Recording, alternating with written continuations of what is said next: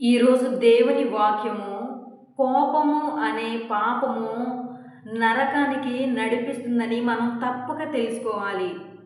ప్రభు అయిన యేసు కోపమును గురించి చెప్పినటువంటి వచనాలలో దురదృష్టవశాత్తు అన్యాయము అనే పదాన్ని తమిళ భాషలో బైబిల్లో ఎవరైతే తన సహోదరుని తన మీద అన్యాయంగా కోపపడతారో అని వ్రాయబడి ఉన్నది.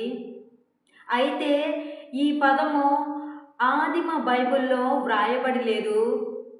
ఈ భూమిపై ఉన్న ప్రతి మనిషి తాను కోపపడిన ప్రతి విషయమునకు కారణము చెప్పి తనను తాను సర్ది చెప్పుకుంటాడు. అవునా కాదా? అవును. కాబట్టి క్రీస్తు చెప్పిన అన్యాయము అనే పదము యేసు ప్రభువు బోధించినటువంటి నూతన నిబంధనలోని సత్యము యొక్క బలమును తగ్గిస్తుంది. కాబట్టి సరైన అర్థముతో లేఖన గ్రంథంలో నుండి మాథ్యూ చాప్టర్ 5 వర్సెస్ 22, మత్తయి సువార్త 5వ అధ్యాయము 22వ వచనంలో ఇలా వ్రాయబడి ఉంది.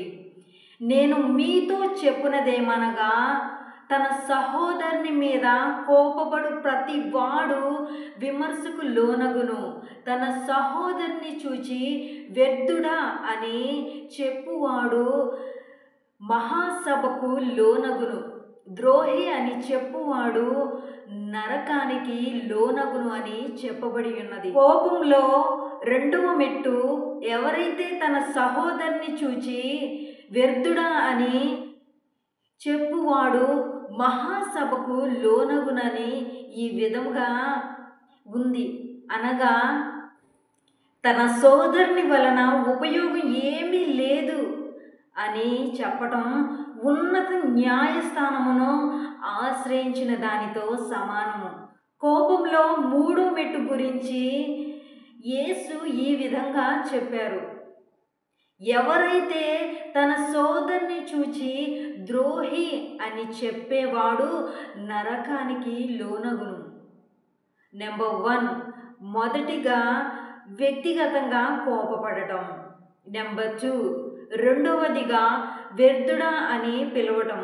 నెంబర్ 3, మూడవదిగా ద్రోహి అని పిలువటం. దీని ద్వారా నరకానికి నడిపించబడతారు.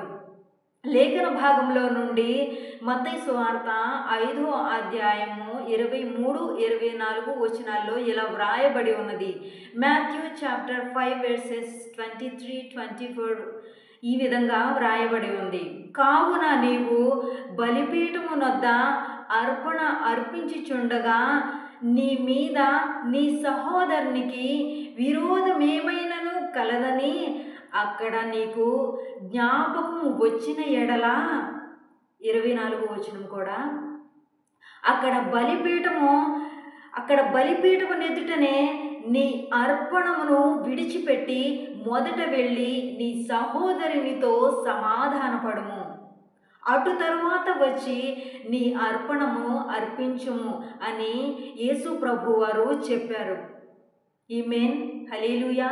అందువల్లే నూతన నిబంధనలో ఉగ్రత యొక్క తీవ్రత ఎంతో ఎక్కువగా ఉంది. నీ సోదరుడు నీపై ఎందుకు ఫిర్యాదు చేస్తున్నాడు? ఎందుకనగా నీ సోదరుడిపై నీ మనసులో దురుద్దేశము పెట్టుకున్నావు. మొదటగా నీ సోదరునిపై ఏకాంతంగా కోపపడుతున్నావు. తరువాత మెట్టు, నీ సోదరుని ద్రోహి అని అతన్ని పరిగణిస్తున్నావు. మూడవదిగా నీ సోదరుని పైన ఏకాంతంగా పెట్టుకున్నటువంటి కోపము మాటల రూపంలో పెద్దగా ద్రోహి అని పిలుచుచున్నావు.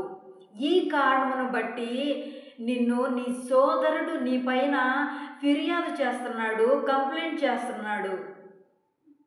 నీ సోదరుని పైన నీ హృదయంలో చెలరేగినటువంటి కోపము అనేక కారణాలను బట్టి నేను నా సోదరుని క్షమించమని మాత్రమే ఈ సమస్యకు పరిష్కారము.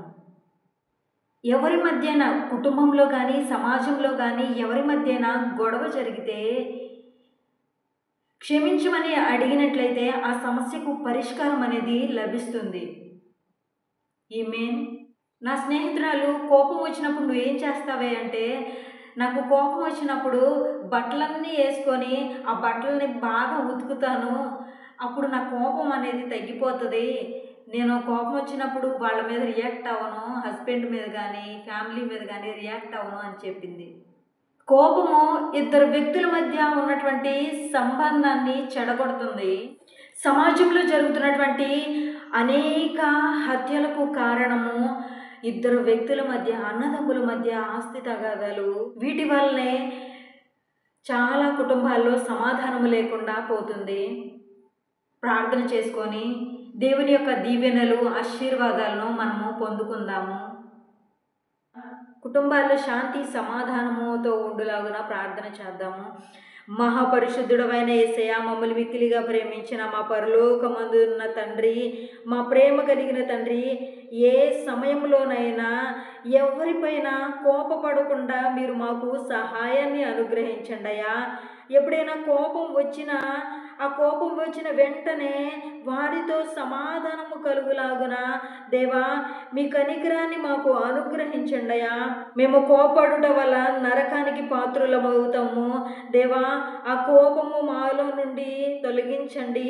ఈ కొద్ది మనవులు మీ పాద సన్నిధి వద్ద చేర్చుకోమని త్వరలో రానయ్యున్న యేసయ్య అతి పరిశుద్ధ నామమున ప్రార్థించి అడిగి వేడుకొని పొందుకొని ఉన్నాము తండ్రి. ఆమేన్.